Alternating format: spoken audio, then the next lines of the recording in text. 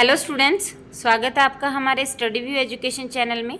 आज की जो डिक्टेशन है वो 80 वर्ड पर मिनट की स्पीड पे लिखेंगे। और स्टूडेंट्स, जब मैं डिक्टेशन बोल रही हूँ तो इसकी स्पीड में थोड़ा फ्लक्चुएशन रहेगा। ये 80 से 85 भी जाएगी, 85 से 80 भी आएगी। तो अपन भी इसी तरह से प्रैक्टिस करेंगे, थोड़ा फ्लक्चुएशन के साथ अपनी प्रैक्टिस को जारी रखेंगे। और डिक्टेशन स्टार्ट होती है 3 सेकेंड बाद। Ready, start. सभापति महोदय, मैं आपका आभारी हूँ कि आपने मुझे बोलने का अवसर दिया। मैं कृषि और सिंचाई मंत्री के अनुदानों की मांग का समर्थन करने के लिए खड़ा हुआ हूँ। मैं कृषि मंत्री को बधाई देना चाहता हूँ कि आज पहली बार खेती की ओर कुछ ध्यान दिया गया है और गांव तथा खेती को प्रधान बनाने की बात कही गई है। वैसे पहले भी गांधी जी कहा करते थे कि गांवों को प्रधान बनाने से ही देश की उन्नति होगी। गांधी जी से मेरा तात्पर्य महात्मा गांधी जी से है, श्री साठे साहब के गांधी से नहीं। जिस व्यक्ति ने देश को तबाह किया है, अगर उसको थोड़ी देर के लिए रोका गया तो साठे साहब को बेचैनी हो गई और उन्होंने काम रोको प्रस्ताव पेश कर दिया। जब हम लोग जेल में 20 महीने रहे, जहां हमारे कई साथी मर गए, तब साठे साहब की आत्मा कहाँ गई हुई थी? उस समय भी तो इस लोकसभा के सदस्य थे। पैरा, महोदय, अन्य लोगों की तरह किसानों की भी बुनियादी आवश्यकताएं होती हैं। मैं पिछली सरकार से पूछना चाहता हूं कि क्या उसने पिछले 30 सालों में किसानों की समस्या को हल किया है? क्या किसानों के लिए भोजन की व्यवस्था ठीक हुई?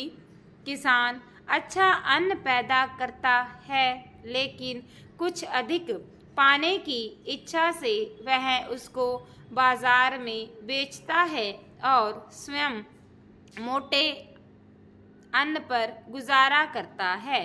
इसी तरह 30 साल के शासन में किसानों के लिए स्वास्थ्य का कोई प्रबंध नहीं हुआ।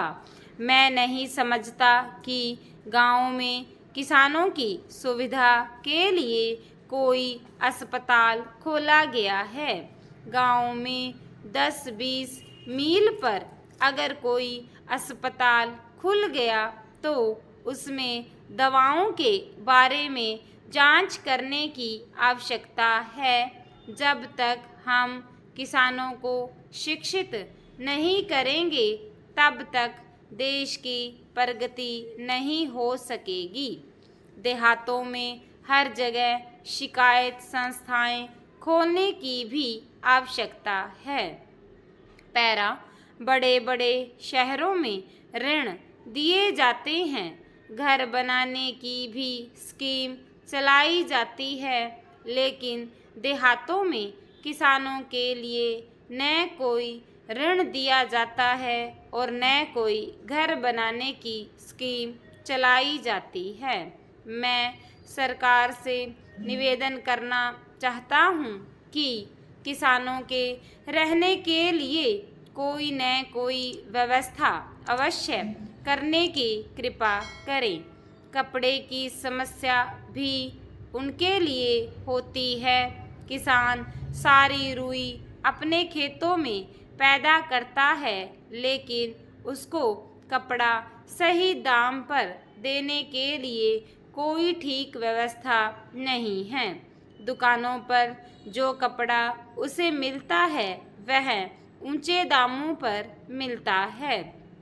इसलिए कुछ दुकानें ऐसी खोली जाएं जिन पर जो लोग रुई पैदा करते हैं उनको उचित मूल्य पर कपड़ा दिया जाए। न्याय की व्यवस्था भी किसानों के लिए होनी चाहिए। पंचायतों को कुछ अधिक अधिकार दिए जाएं और उनको आदेश दिए जाएं कि लोगों को अच्छे से अच्छा न्याय दें।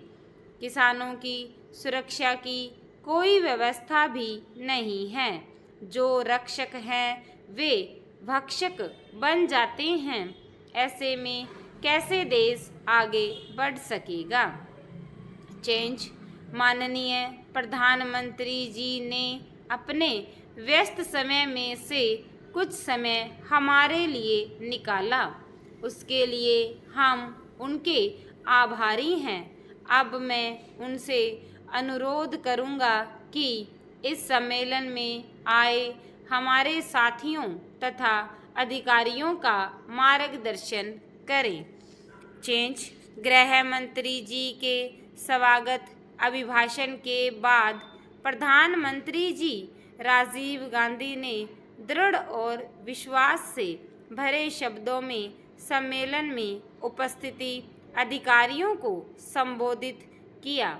संक्षेप में उन्होंने कहा कि भारत में बहुत सी भाषाएं बोली जाती हैं, लेकिन हिंदी को सबसे ज़्यादा लोग समझते और बोलते हैं।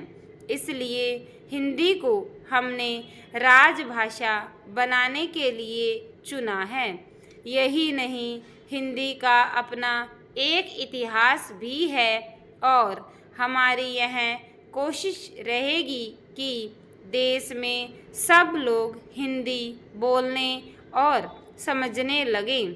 इस दिशा में काफ़ी काम भी हुआ है, लेकिन जैसा कि अभी गृह मंत्री जी ने कहा है कि जिस गति से और जिस तेज़ी से काम होना चाहिए था, शायद नहीं हो पाया है।